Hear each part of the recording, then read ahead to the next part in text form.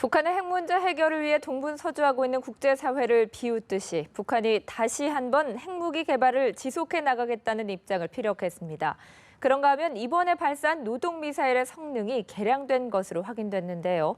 한국국가전략연구원 문성묵 통일전략센터장, 한국국방연구원 김철우 박사와 함께 자세한 얘기 나눠보겠습니다. 어서 오세요. 네, 안녕하십니까. 네, 북한이 다시 한번 한반도 정세 악화의 책임을 미국에 돌리면서 핵무기 개발을 계속해 나가겠다는 입장을 피력했습니다. 노동미사일 발사에 이어서 이번에 핵 얘기를 또 한 건데 어떤 의도가 있다고 보십니까? 예, 우선 기적적인 성과라고 얘기를 했거든요.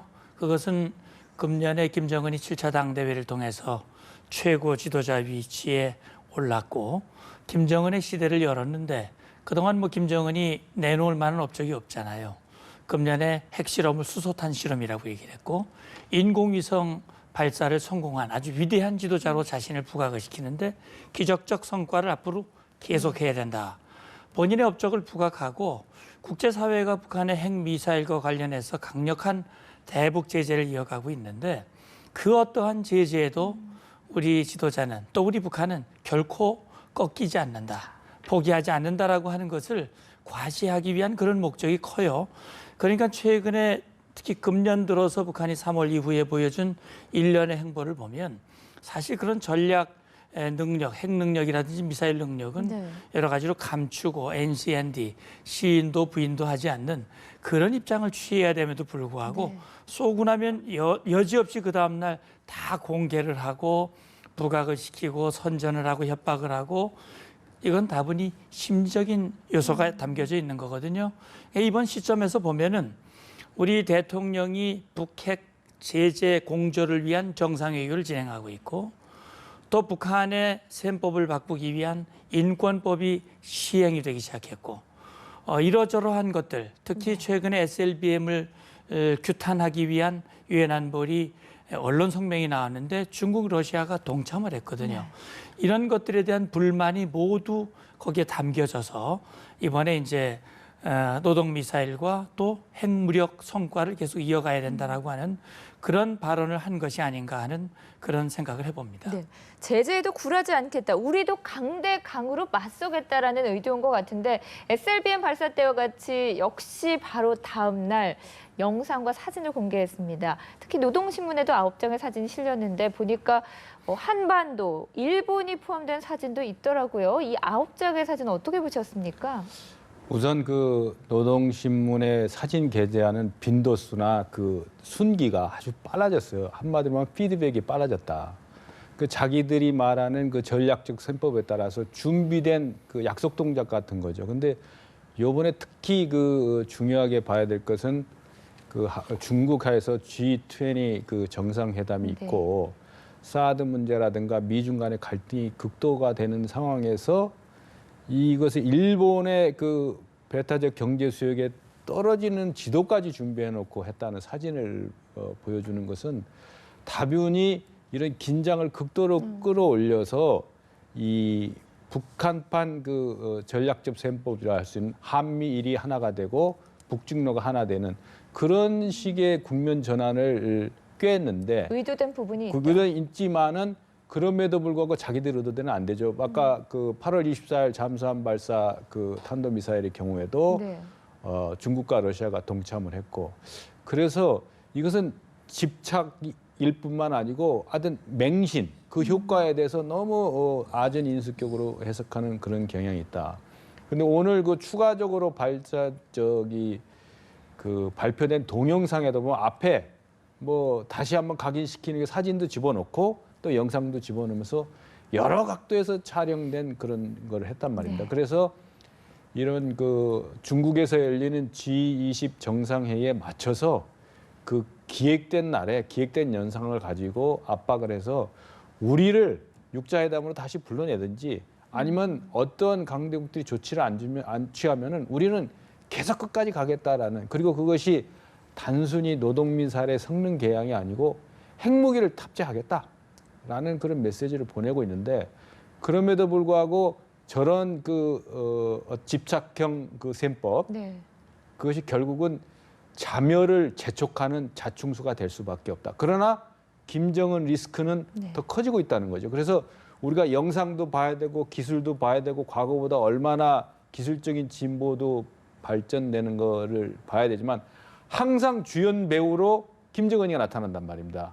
오늘은 뭐 흰색 옷에다 네. 뿔테 안경까지 뒤집어 쓰고 말이죠. 그래서 이것을 자기 중심으로 세계가 돌아가는 것으로 과대망상 착각하고 있는 현상을 가지고 우리가 비판적 안목으로 보고 그렇기 때문에 네. 우리가 사드 배치의 정당성 논리도 김정은이 계속 자기가 알지 않겠습니까? 그럼에도 불구하는 것은 뭐냐면은 결국은 미중 강대국이 우리 그 북조선을 정당하게 취급하지 않으면 앞으로 계속 문제를 일으키겠다. 이런 그 자멸의 길로 더 가고 있는 게 아닌가. 우리 기다릴 것이 아니고 네. 그러면 그런 그 스스로 내부 붕괴와 동요의 조짐 있는 걸 우리가 전략적으로 어떻게 활용하고 필요하다면 역이용까지 해야 되는 아마 이 영상도 보고 있을 겁니다. 그런 것까지도 우리가 생각해야 되는 고차원적인 그런 새로운 안보 전략 시대가 우리 앞에 펼쳐지고 있다 이렇게 봅니다. 네, 다 공개하고 대대적으로 선전하고 있지만 북한의 의도대로 국제사회가 반응하지는 않는 것 같습니다. 특히 중국이 정말 난처할 것 같은데요. 지금 중국은 사드 배치를 반대하고 있는데 북한이 이런 행동을 계속하면 할수록 오히려 사드 배치 명분만 살려주는 꼴이 되지 않았습니까? 그렇죠. 중국의 속내가 지금 어떨까요? 예, 중국으로서는 다분히 불쾌할 거예요. 그렇지 않아도 이 북한의 이제 금년의 핵미사일 때문에 안보리 결의 2270호가 나올 때 중국이 동참을 했죠. 그리고 그 안보리 결의를 성실히 이행하겠다고 언급은 했지만 네. 우리 대한민국이 주한미군 사드 배치를 결정한 이후에는 중국 입장이 달라졌어요.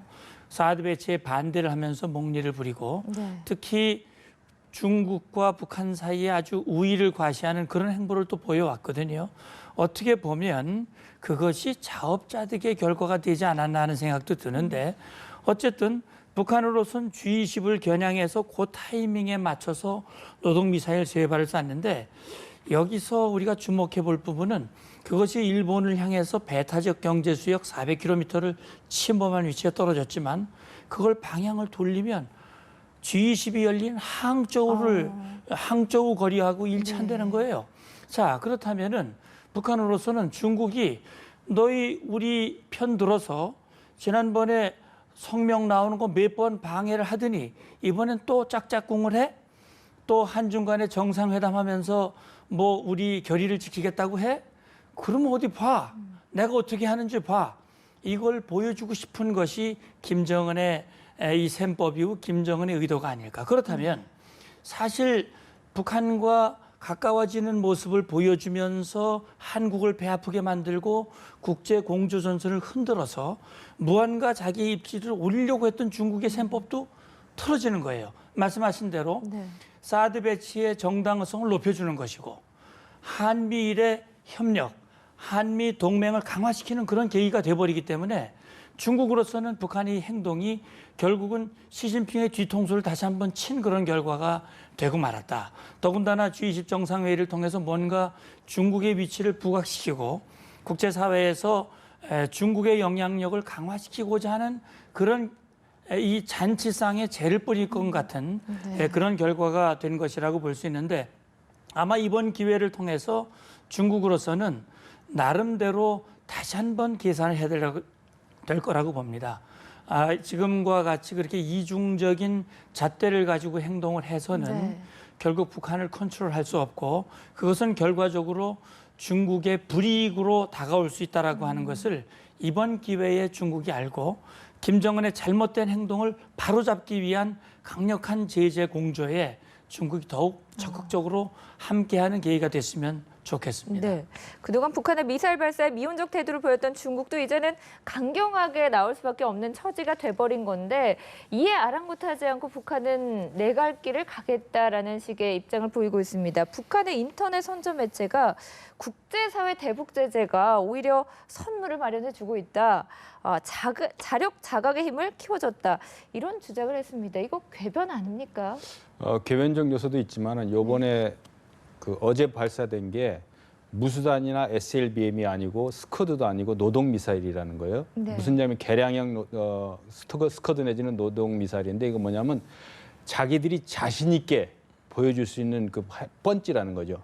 어느 정도 기술력을 마스터한 그런 거죠. 그러니까 무수단 발사했다가 실패하면 망신이니까 비교적 그 안정감 있게 기술을 마스터했다는 걸 보여주면서 그 무슨 의도를 했냐면 그 대외 선전 매체를 통해 가지고 했는데 지금 중국의 관영 매체가 일제히 이 사실을 보도했지 않습니까? 그러니까 자기가 어떠한 그 영상과 행동을 했을 때 국제사회 언론이 어떤 반응을 보인다는 걸 너무 경험적으로 잘 알고 있거든요. 네. 그래서 지금 북한이 금년만 들어서도 그렇고 김정은 들어서 지금 35번째 미사일 발사 이런 탄도미사일 발사 계획인데 이런 그 전반적인 상황을 보면은 그 선전전의 그런 측면도 있고 김정은을 중심으로 한 그 전략군 사령관 김남겸이라는 인물 나오지 않습니까? 네.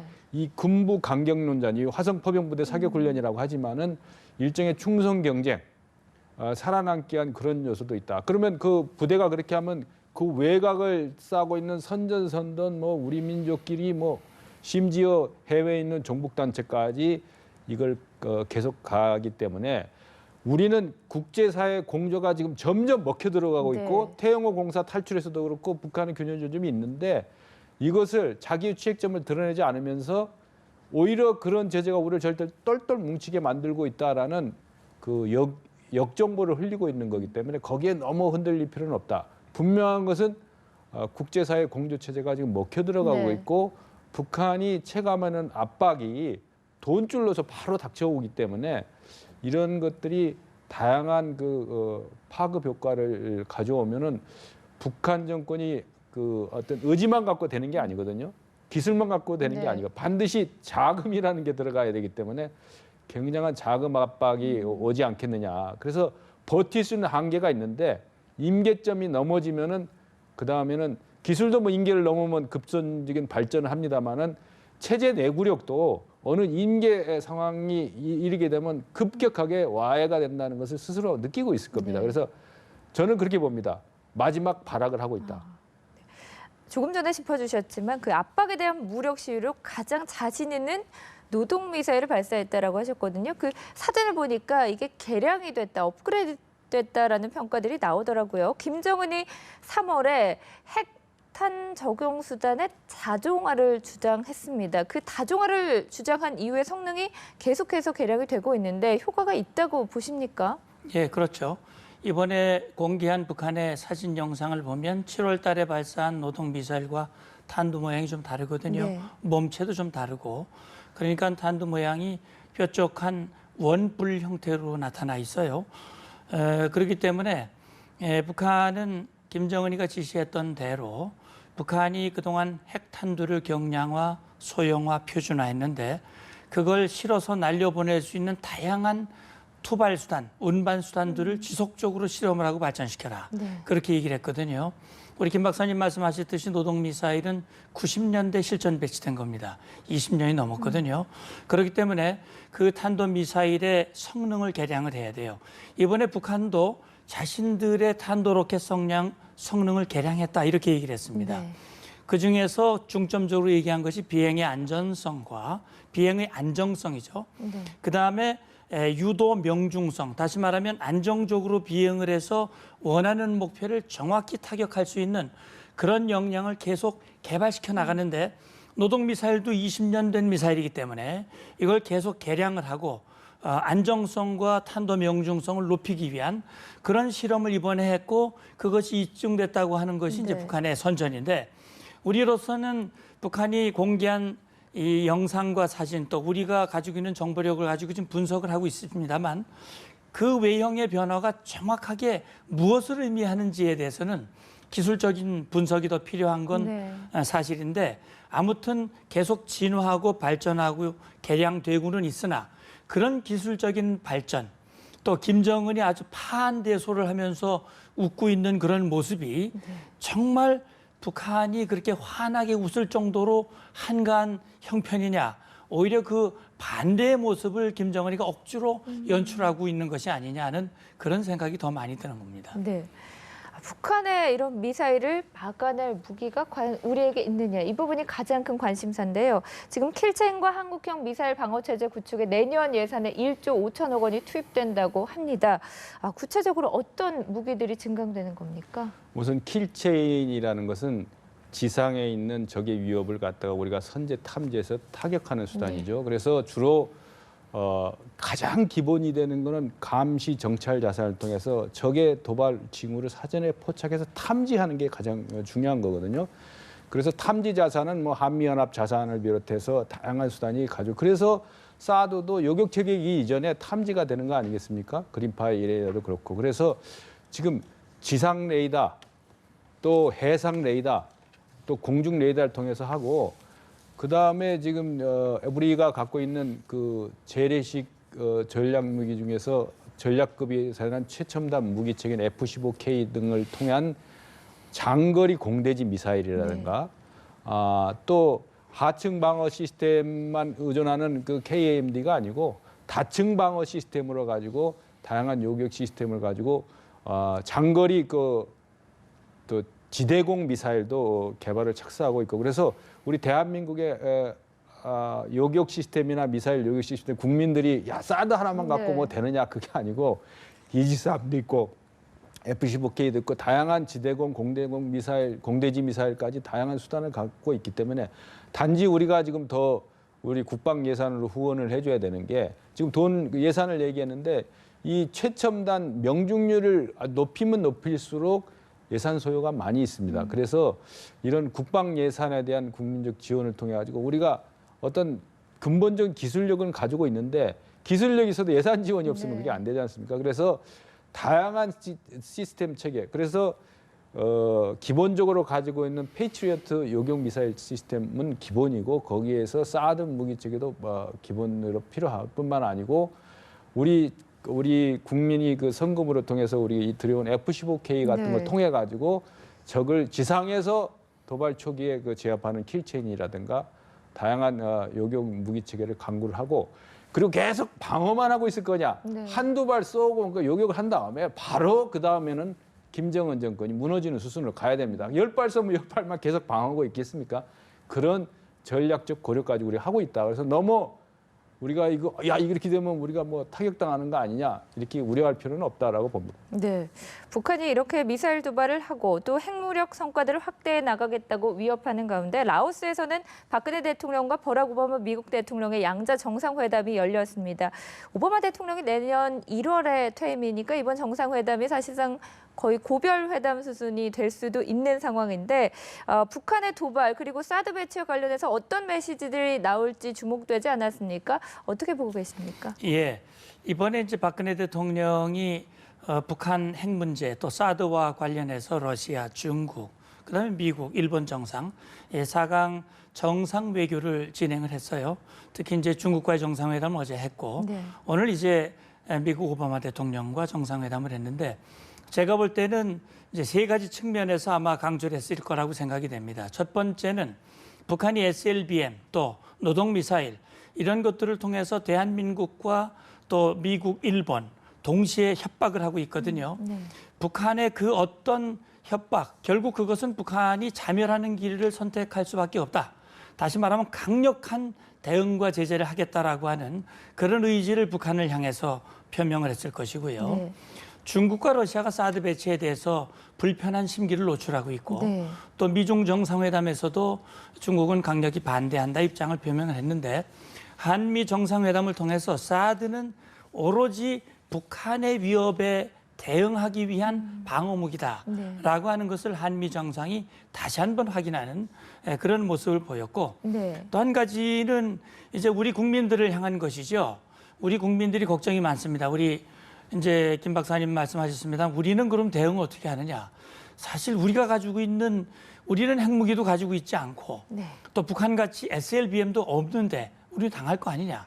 그럼 우리 한미 동맹과 한미 연합 방위 체제를 가지고 있습니다. 특히 미국이 가지고 있는 모든 전략 핵 자산, 확장 억제 그 자산이 결국 북한의 핵미사일을 억제하고 타격하는 그런 수단이거든요. 결국 이번 한미 동맹을 통해서 오바마 대통령은 미국이 대한 방위 공약, 특히 북한의 위협에 대해서 강력하게 대응하기 위한 모든 노력들을 확고하게 하겠다라고 하는 것을 다시 한번 확인하고 강조함으로써 우리 국민들에게 한미동맹의 의지를 다시 한번 확인해주는 네. 그런 계기가 되지 않았을까 판단을 합니다. 네. 박근혜 대통령이 시진핑 주석과 정상회담을 할 때 사드 정국을 푸는 해법 중에 하나로 한미중 3국의 사드 논의를 제안했는데 이번에도 들려나오는 소식을 들어보니까 박 대통령이 한미 양국이 다양한 채널을 통해서 중국과 계속 소통하겠다라는 언급을 했다고 합니다. 이거 어떻게 해석할 수 있습니까? 저는 박근혜 대통령의 국제 다자 외교 무대에서의 그 어떤 전략적 소통 능력이 대단하다고 봅니다. 그 임팩트가 굉장히 강하고 이 내 작은 어깨에 5천만 뭐 국민의 생명이 네. 달려 있다는 어법부터 시작해가지고 국제 외교 무대에서 그 아주 날카로운 그 이해관계가 첨예된 데서 어떻게 우리의 메시지를 정확하게 전달하는 능력의 면에서는 세계에 나와 있는 모든 주제보다 경력도 많고 네. 또 감수성도 예민하기 때문에 중요해야 되는데 미중 간에 우리가 항상 희생양이 되는 게 아니고 우리도 우리의 생존에 걸린 문제가 되기 때문에 같이 논의를 하자. 네. 과연 뭐가 문제인가라는 걸 사실관계를 명확하게 하자고 밝힌다는 측면에서는 되고 그다음에 김정은을 배제하고 미국과 중국이 그 남중 관계 문제도 있기 때문에 맞부딪히는 것보다 한반도 이 문제, 비핵화 문제를 이걸 풀어야 이 동북아 안보 전략 균형이 다 이루어진다는 것을 논의하는 장을 만들자라는 그렇게 했던데 과거에 우리가 미국을 제외하고 한중일 3개국 회담 제외할 때도 박근혜 대통령께서 그 이니셔티브를 가지고 상당한 성과를 거뒀지 않습니까? 마찬가지로 이 사드 논란이라든가 북핵 논란의 원점이 우리는 당사자이기 때문에 당사자의 의견을 양쪽이 다 들어라라는 그런 측면에서는 우리 국민이 좀 힘을 보태줘야 된다고 봅니다. 특히 이 전략적 그 소통을 해야 되는 외교 무대에서의 어떤 어법이라든가 이런 것은 이거는 정파를 초월하고 뭐 어떤 의견을 달리해서라도 그거에 대한 적극적인 우리가 지지 성원을 통해 가지고 반드시 이 고비를 넘어가려면은 국민적 그 안보 의지 결집뿐만 아니고 네. 지혜도 모아야 된다. 전략적 지혜도 모아야 된다. 저는 그렇게 봅니다. 네. 자, 두 분 말씀 여기서 정리하겠습니다. 오늘 고맙습니다. 감사합니다.